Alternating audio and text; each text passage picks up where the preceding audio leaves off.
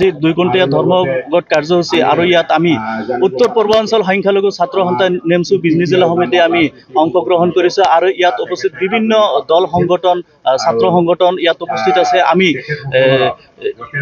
এই কাৰ্যসূচীত এইটো ক'ব খুজিছোঁ যে যোৱা 29 তাৰিখত ৰাজু বসুমতাৰী ওৰফে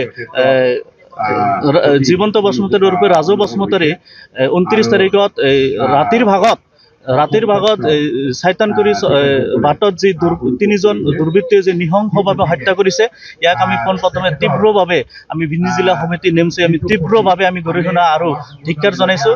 এইটো আচলতে হত্যাকাণ্ড।